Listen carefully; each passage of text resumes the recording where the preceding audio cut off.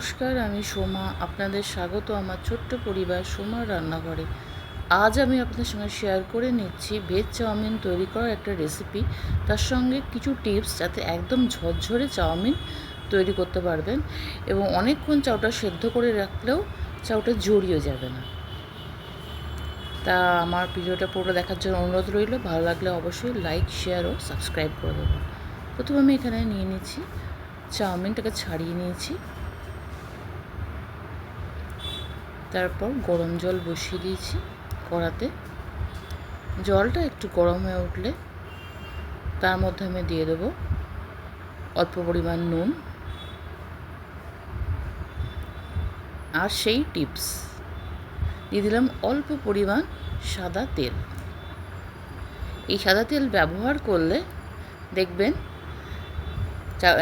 আর চাউটা জড়িয়েও যাবে না, এবং অনেকক্ষণ যদি আপনি চাউটা সেদ্ধ করেও রেখে দেন তাহলেও চাউগুলো জড়াবে না একসঙ্গে।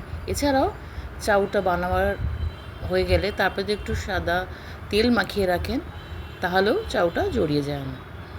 আচ্ছা, আমি এখানে যে সবজি ব্যবহার করছি সেগুলো হচ্ছে গাজর, বিনস, ক্যাপসিকাম আর আলু। আপনারা অন্যান্য সবজিও ব্যবহার করতে পারেন। কড়াইয়ে বসিয়ে দিচ্ছি সাদা তেল। তেলটা গরম হয়ে উঠলে দিয়ে দিলাম প্রথমে কেটে রাখা আলুগুলো।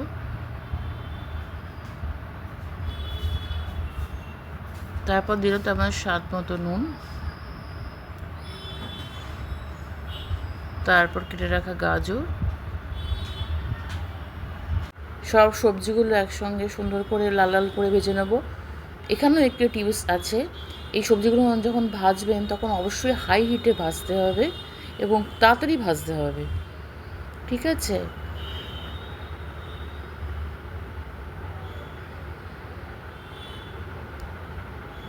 তারপর এখানে দিয়ে দিলাম স্বাদ মতো নুন।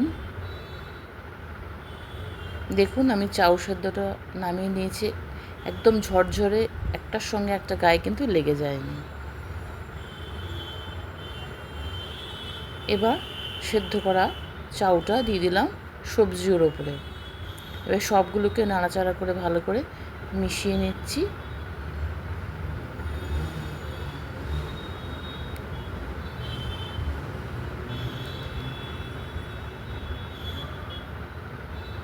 আজকে আমার ভিডিওটা একটু করতে কেঁপে গেছে হাতটা, বন্ধুরা। আচ্ছা, দিয়ে দিলাম আবার অল্প পরিমাণ নুন, আর দিয়ে দিচ্ছি গোলমরিচের গুঁড়ো, চাউ মশলা,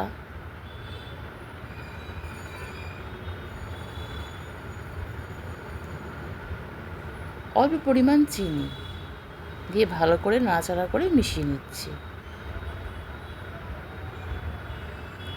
দারুণ খেতে হয়, এইভাবে একবার বানিয়ে দেখবেন। পুরো ঝরঝরে, অনেকক্ষণ পর্যন্ত ঝরঝরে থাকে, একটার সঙ্গে একটা চাউ একদম জড়িয়ে যায় না। অবশ্যই এভাবে